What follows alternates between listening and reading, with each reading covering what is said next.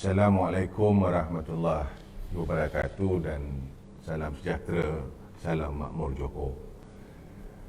Yang di-Pertua Dewan Muda Johor, Yang berbahagia Datuk Ayub bin Rahmat, timbalan-timbalan yang di-Pertua Dewan Muda Johor yang berhormat Tuan Hasrin Hashim dan Yang berhormat Puan Rashidah Ramli,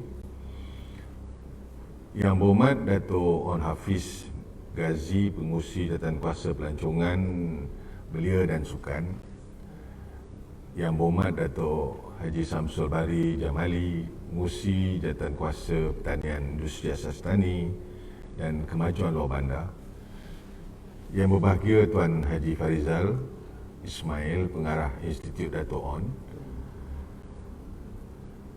ahli-ahli sidang Dewan Muda Johor, Dewan Jemputan, tuan-tuan, puan-puan yang dihormati sekalian. Alhamdulillah, bersyukur kita kepada Allah Subhanahu Wa Taala pada pagi ini kita diberi kesempatan untuk bertemu dalam majlis persidangan virtual Dewan Muda Johor sesi 2021 pada pagi ini. Saya ucapkan syabas dan tahniah khususnya kepada Institut Dato' On dan Barisan Sekretariat Dewan Muda Johor di atas penganjuran persidangan ini, walaupun kita berada dalam keadaan di mana negeri dan negara kita masih lagi berhadapan dengan situasi pandemik COVID-19 ini. Persidangan ini kita tahu dijalankan secara dalam talian dan saya percaya itu tidak akan menggugat kualiti perbahasan, dan persidangan ini saya percaya akan tetap meriah atas semangat demi Johor untuk Malaysia sebagai moto Dewan Muda Johor.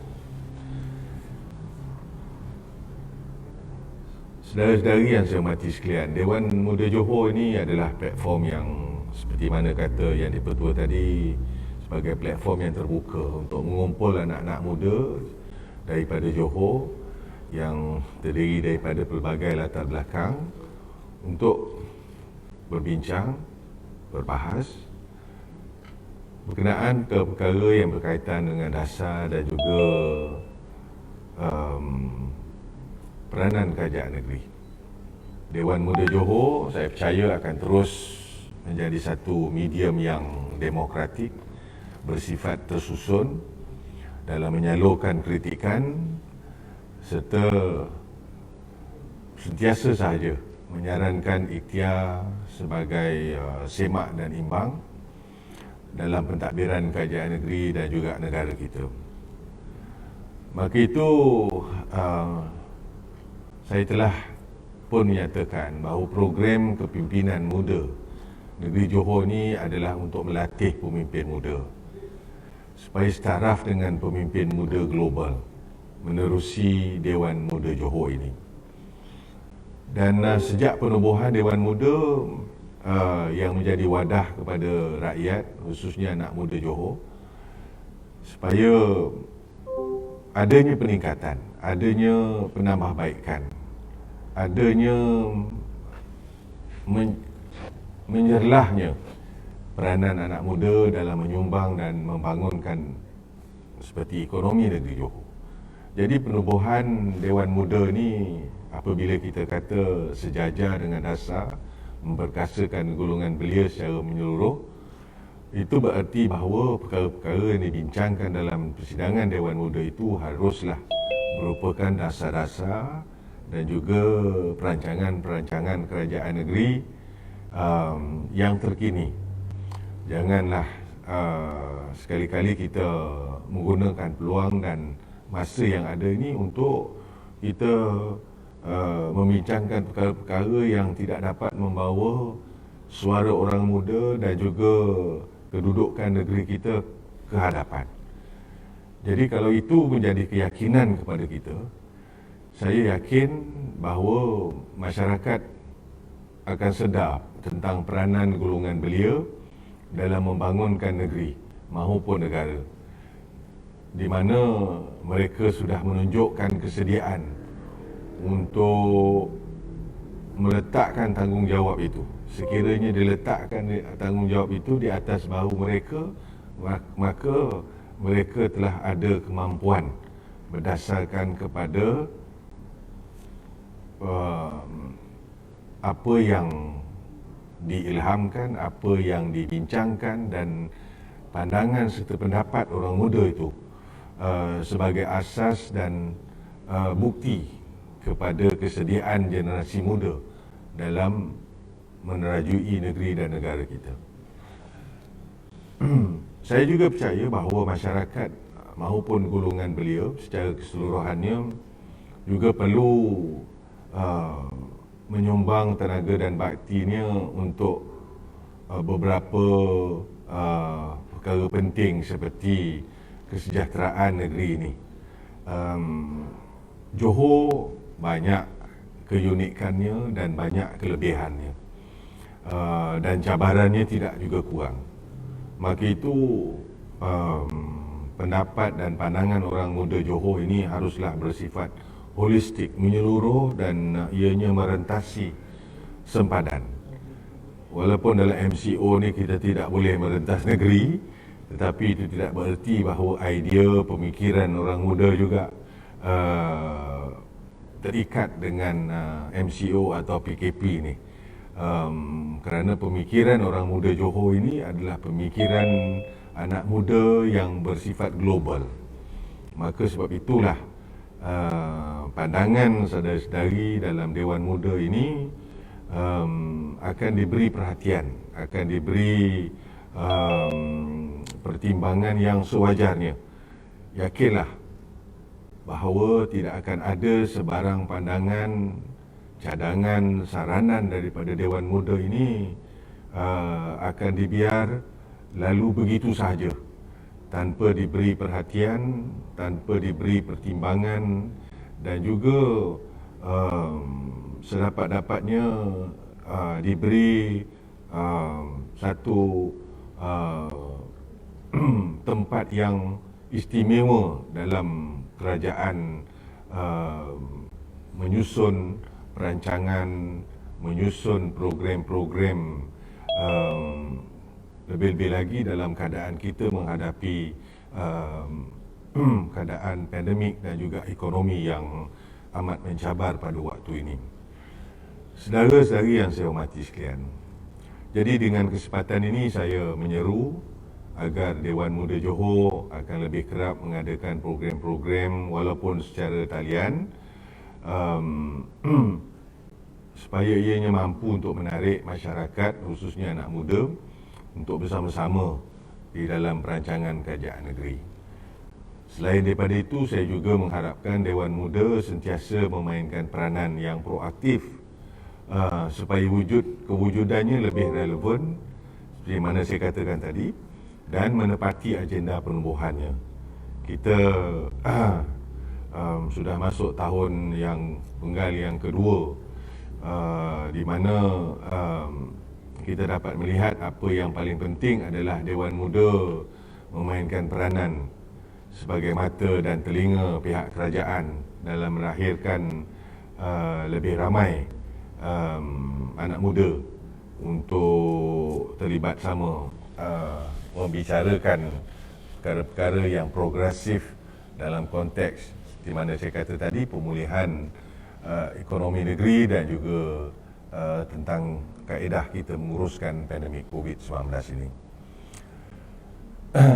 Saudara-saudari yang saya hormati sekalian, saya juga berharap bahawa dalam persidangan kali ini Dewan Muda akan dapat menyentuh beberapa isu penting yang dapat sama-sama kita berikan perhatian. Kerajaan negeri Johor digambarkan seolah-olah lemah dalam urusan kita mendapatkan vaksin, di mana kadar suntikan atau penerima vaksin masih lagi rendah. Itu kita lihat dalam konteks liputan pemberian vaksin atau penerima vaksin. Benar, kita masih lagi pada tahap tidak melebihi 17 atau tidak melebihi 20% daripada rakyat di negeri Johor ini yang telah lengkap menerima vaksinnya. Walaupun begitu, dari segi bekalan vaksin yang dibekalkan kepada negeri Johor ni, kita taklah yang tertinggi, tetapi nombor 2 atau nombor 3 tertinggi, terbanyak dari segi penerimaan vaksin. Cuma dari segi liputannya, oleh kerana negeri Johor dari segi jumlah penduduknya yang tinggi, maka kita memerlukan lebih banyak lagi vaksin, walaupun kita nombor 2 atau nombor 3 terbanyak menerima jumlah vaksinnya. Atas dasar itu, kerajaan tidak berpeluk tubuh, tapi sebaliknya kita memastikan, pertama, pusat-pusat pemberian vaksin kita berupaya. Sekiranya kita minta banyak vaksin dihantar ke Johor, tapi pusat-pusat pemberian vaksin itu tak cukup, pun tidak membawa kejayaan, maka kita pada waktu ini di seluruh negeri Johor mempunyai 70,000 suntikan keupayaan di negeri kita. Jadi setakat ini kita hanya mampu menerima sekitar tidak lebih 50,000. Berita baik untuk kita, keadaan itu sudah mula menunjukkan perubahan apabila pada akhir bulan Julai yang lepas, kita telah menerima lebih daripada apa yang kita sasarkan, daripada 1.2 juta kepada 1.28 juta vaksin yang kita terima. InsyaAllah pada bulan Ogos ini sehinggalah September, kita akan menerima antara 1.5 hingga 1.7 juta vaksin, dan itu akan membolehkan negeri kita mencapai imuniti kelompoknya pada bulan Oktober, di mana 80% daripada rakyat negeri Johor akan telah menerima suntikan lengkap vaksin COVID-19 ini. Jadi pertama, pusat-pusat pemberian vaksin kita mampu, sama ada PPV swasta, PPV awam, PPV mega dan integrasi, termasuklah PPV industri, dan diteruskan dengan PPV mobile untuk masuk ke kawasan-kawasan pendalaman untuk memberi perkhidmatan pemberian suntikan kepada golongan-golongan yang mungkin menghadapi kesukaran untuk pergi ke pusat-pusat pemberian vaksin.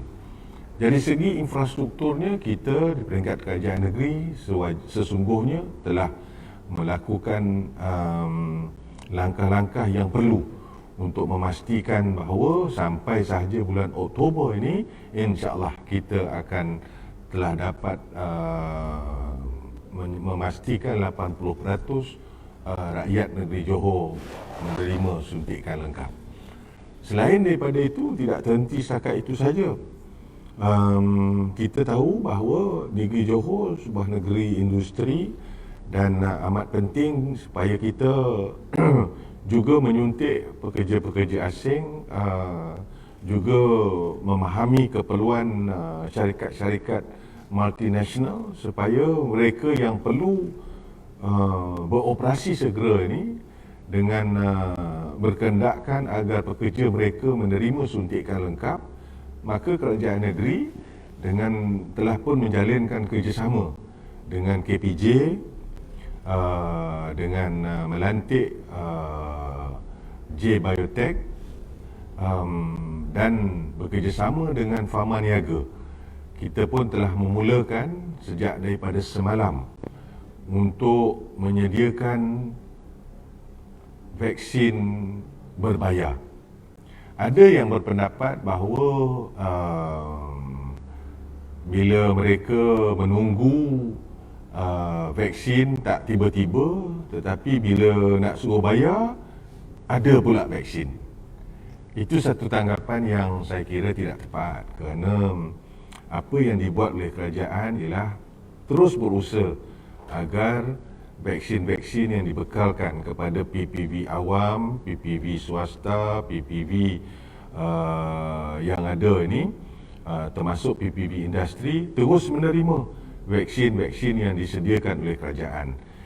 Sementara vaksin yang berbayar ini hanya kepada industri-industri yang perlu beroperasi segera, yang perlu memastikan pekerja mereka mendapat suntikan awal dan mereka bersedia membayar. Bukan sesuatu yang kerajaan wajibkan, ataupun kalau mereka tak sanggup bayar maka mereka tak dapat vaksin. Tidak, bukan begitu. Kalau mereka boleh tunggu sehingga pemberian vaksin yang dibekalkan itu ada, cukup, maka mereka akan menerima vaksin. Jadi vaksin berbayar ini hanya kepada industri-industri yang bersedia untuk membeli, oleh kerana keperluan industri mereka beroperasi sama ada essential ataupun non-essential. Jadi saya harap masyarakat di luar sana tidak terkeliru seolah-olah kerajaan bila nak suruh orang rakyat bayar barulah vaksin ada. Bukan begitu, ya. Selain daripada isu vaksin, kita juga perlu melihat kepada Pelan Pemulihan Nasional dalam konteks Johor, yang mana kita melihat kepada nilai ambangnya dalam Pelan Pemulihan, sama ada purata kes harian, yang mana di peringkat kita sekarang ni tahap 1 atau fasa 1. Ada 4 fasa. Fasa 2, fasa 3, fasa 4. Untuk beralih kepada satu-satu fasa ini telah ditetapkan nilai ambangnya atau threshold. Kes harian di Johor ini tidak perlu atau tidak boleh lebih daripada 400. Jadi hari ini dalam bulan Julai ini saja kita dapat melihat pada hujung Julai kes meningkat sehingga 1449 kes positif harian. Kemudian semalam ataupun pada dalam bulan Ogos ni masih lagi 4 angka. Jadi jauh untuk kita nak mencapai penilai ambang yang telah ditetapkan dari segi purata kes harian kita. Walaupun begitu, kita juga perlu melihat kepada kadar vaksinasi untuk orang dewasa 18 tahun ke atas, di mana kita dikendaki supaya lebih daripada 10% untuk beralih kepada fasa 2. Hari ini kita lebih kurang 17%. Jadi dari segi kadar vaksinasi kita sudah boleh beralih kepada fasa 2. Dan indikator yang ketiga ialah tentang penggunaan katil ICU. Perlulah tidak lebih daripada 70% kalau kita nak beralih kepada fasa 2. Dan pada waktu ini kadar penggunaan katil kita adalah 121%. Ini berarti kita berada dalam keadaan di mana penggunaan katil ICU itu terhad. Ya, kita tidak bolehlah tolak mereka-mereka yang memerlukan ruang ICU untuk penyakit-penyakit lain. Jadi untuk ICU kita telah berada dalam keadaan di mana penggunaannya adalah 121%. Dan untuk beralih fasa 2 ni kita perlulah penggunaan katil tak lebih daripada 70%. Jadi Johor berada dalam keadaan yang masih lagi sukar untuk beralih kepada fasa 2. Walaupun begitu, kita perlu pandangan, idea orang-orang muda bagaimana kita dapat menjayakan program sebagai contoh advokasi pemimpin untuk menerangkan kepada rakyat bahawa kalau sekalipun mereka telah mendapat vaksin lengkap, tidak bererti bahawa mereka tidak perlu memakai pelitup muka, mereka tidak perlu memastikan penjarakan. Masih lagi kita perlu yang amat sangat pematuhan terhadap SOP yang telah ditetapkan. Jadi advokasi pemimpin ini, termasuklah ahli Dewan Muda, amat penting. Kerana saya ucap terima kasih Dato' On Hafiz. Southern Volunteer has been very successful. Daripada awal pendaftaran kita agak perlahan, tapi hari ini telah mencecah lebih 96% rakyat di umur antara 18 tahun ke atas yang telah mendaftar dengan MySejahtera. 96%, hanya tinggal beberapa peratus untuk kita melengkapkan.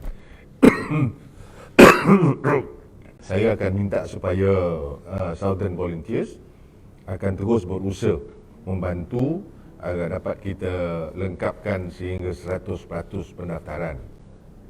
Mungkin agaknya di masa ke depan ini Dewan Muda boleh bincang sama ada Southern Volunteers ini bukan hanya berperanan untuk mendaftar ataupun sebagai membantu di pusat-pusat pemberian vaksin di pihak pentadbiran sahaja. Mungkin untuk kehadapan ini Southern Volunteers termasuklah saudara-saudari ahli Dewan Muda juga mungkin boleh mengambil tanggungjawab sebagai asas tenaga perkhidmatan frontliner. Mungkin agaknya untuk membantu masyarakat dalam menguruskan kit-kit saringan, test kit yang kita bekalkan. Mungkin tidak memerlukan mereka yang berlatar belakangkan kepakaran dalam bidang perubatan. Tetapi Dewan Muda Johor, Southern Volunteers boleh memainkan peranan untuk memikul tugas-tugas bagi kerja-kerja asas dalam pengurusan pandemik ini. Macam saya katakan tadilah, membantu masyarakat untuk menggunakan RTK antigen test kit dengan cara yang betul. Mungkin menggalakkan masyarakat supaya menggunakan pulse oximeter bagi melihat kepada kedudukan tahap oksigen dalam kesihatan kita. Mungkin asas-asas ataupun pendekatan begitu boleh peranan Southern Volunteer atau Dewan Muda Johor boleh tawarkan kepada kerajaan.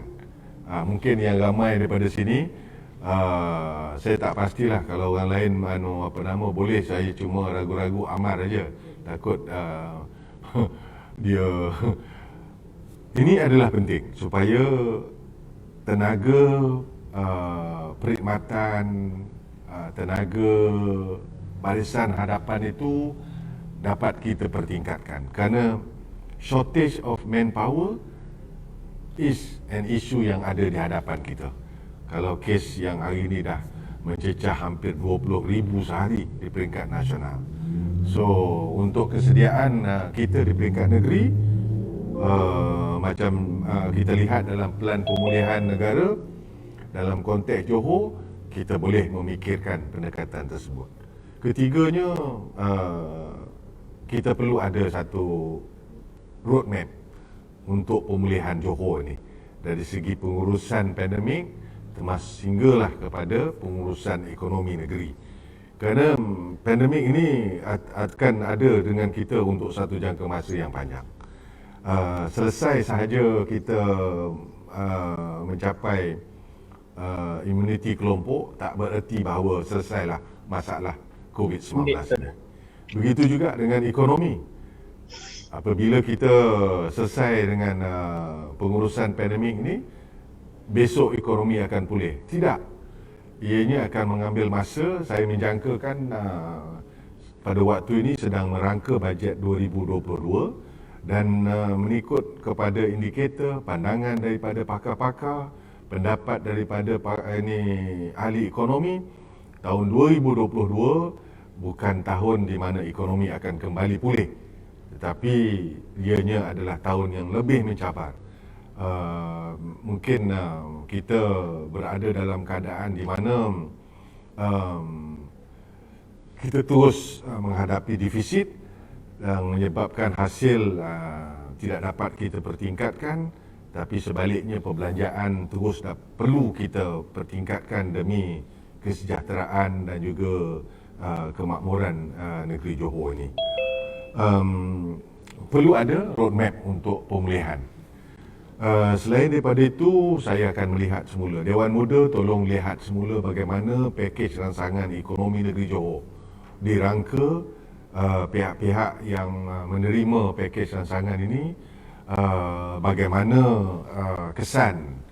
Kerana kita lihat kalau di Johor Bahru ni mereka-mereka yang memerlukan atau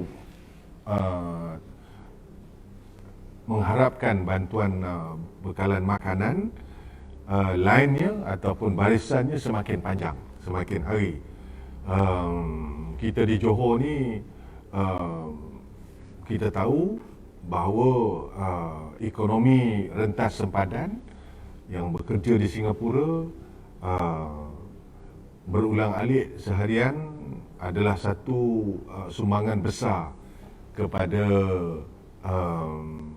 kita punya spending power kita. Jadi bila sempadan itu masih lagi tutup, ianya amat memberi kesan yang begitu ketara kepada suasana dan keadaan ekonomi khususnya di Bandaraya Johor Bahru. Pusat-pusat pemberian bantuan makanan ini kita susun supaya ianya tidak memberi satu gambaran seolah-olah kerajaan negeri tidak melakukan apa-apa, tidak membantu mereka, tidak ada dasar yang boleh meringankan beban mereka. Kita Johor perlu melihat kepada soal bendera putih, soal mereka-mereka yang terpinggir. Jadi ini semua boleh dibincangkan oleh Dewan Muda Johor. Selain daripada meneliti pakej rangsangan, mungkin juga pengurusan pandemik ni, mungkin orang muda boleh berpandangan sama ada usaha kita untuk memperbanyakkan test kit ini boleh membantu. Sama ada perkhidmatan kesihatan di peringkat daerah-daerah, pegawai kesihatan dalam menguruskan pandemik ini, adakah ianya boleh ada ruang untuk dipertingkatkan lagi? Dewan Muda boleh bincang perkara itu. Dan tentang pemulihan ekonomi, memanglah satu-satu yang saya harapkan orang muda, Dewan Muda pada hari ini bincangkan. Bagaimana ekonomi negeri ini dapat kita bangunkan? Siapa yang patut kita berikan sasaran? Adakah mereka yang menyaga secara ataupun mereka dalam kategori industri kecil sederhana?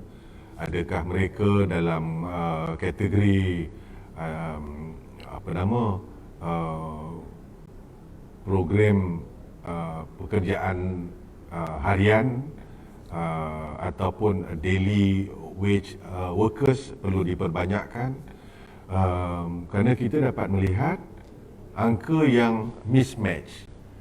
Jabatan Tenaga Kerja Perkeso di mana Future Job Malaysia itu ada programnya, menunjukkan peluang pekerjaan ada. Jumlah pengangguran adalah berkurangan berbanding dengan jumlah pekerjaan yang disediakan. Itu mungkin Dewan Muda boleh kaji bagaimana perkara itu boleh berlaku dan cara mana boleh kita atasi, kerana peluang pekerjaan disediakan banyak, jauh mengatasi bilangan mereka yang menganggur, yang tidak bekerja. Tetapi bagaimana dapat kita dalam usaha mengurangkan jumlah pengangguran tetapi juga melihat kepada peluang pekerjaan yang disediakan? Adakah dasar baru, program baru harus kerajaan negeri perkenalkan? Jadi ini adalah perkara-perkara yang boleh Dewan Muda bincangkan. Jadi saya harap bukan hanya kita dapat melihat kepada jumlah pengangguran, jumlah mereka yang hilang pekerjaan, lihat juga kepada sektor-sektor. Bantu Datuk Onn Hafiz, bagaimana sektor pelancongan boleh menjadi satu tarikan sebagai satu sektor pemulihan ekonomi negeri kita. Bagaimana Datuk Samsul dalam menguruskan sektor pertanian boleh menggalakkan orang muda supaya terlibat secara secara orang kata seluruh, orang Johor kata. Saya bercakap dengan Datuk Samsul di gobok-gobok makanan yang kita sediakan ini di komplek penghulu di seluruh negeri Johor tu, mungkin boleh juga dibekalkan dengan beberapa polybag. Ada pokok cili ke, pokok sawi ke, apa kita bekalkan. Ianya pertama adalah satu bahan makanan, yang keduanya juga untuk menggalakkan masyarakat supaya mereka boleh jadikan pertanian sebagai sumber pendapatan baru, sebagai satu domestic ekonomi yang boleh kita bangunkan. Jadi ini adalah beberapa pendekatan yang saya percaya akan menjadikan 2 hari persidangan Dewan Muda ni lebih menarik, kerana kita banyak isu yang boleh kita bincangkan.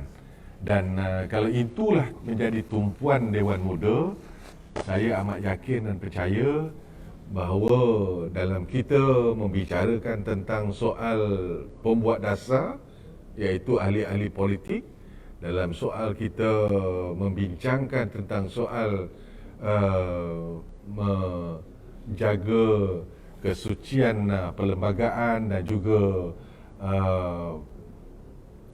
undang-undang tubuh kerajaan negeri ini, tetapi kita dalam masa yang sama juga meletakkan kepentingan kita berbicara, membincangkan hal-hal soal kebajikan, soal masa depan rakyat dalam masa yang sama. Jadi untuk itu, di akhirnya saya ucapkan sekali lagi setinggi-tinggi tahniah kepada Dewan Muda. Percayalah bahawa Dewan Muda adalah amat penting kepada saya khususnya, yang saya lihat di mana suara-suara orang muda, keterampilan orang-orang muda itu sentiasa menjadi satu inspirasi kepada saya dan insya-Allah kepada kerajaan negeri. Maka kepada ahli-ahli Dewan Muda saya ucapkan selamat bersidang secara virtual, dan kita doakan mudah-mudahan 2 hari ini akan meletakkan Dewan Muda Johor terus menjadi satu platform penting kepada masa depan rakyat dan negeri Johor ini. Akhir kata, saya dengan melahirkan lafaz Bismillahirrahmanirrahim, dengan sukacitanya saya rasmikan pembukaan persidangan Dewan Muda Johor sesi 2021. Sekian, terima kasih. Wabillahi taufiq wa hidayah. Assalamualaikum warahmatullahi wabarakatuh. Alhamdulillah. Terima kasih kepada Yang Amat Berhormat Menteri Besar menyampaikan pesanan amanat perasmian yang cukup bermakna dan lontaran idea cabaran minda khususnya kepada ahli-ahli Dewan Muda yang bersidang pada pagi ini hingga esok hari. Moga ia boleh dijadikan azimat dan semangat agar ahli-ahli Dewan Muda dapat terus memberikan pandangan dan idea untuk kebaikan negeri Johor. Ahli-ahli Dewan Muda, dengan ini saya menangguhkan persidangan sehingga jam 10.45 pagi.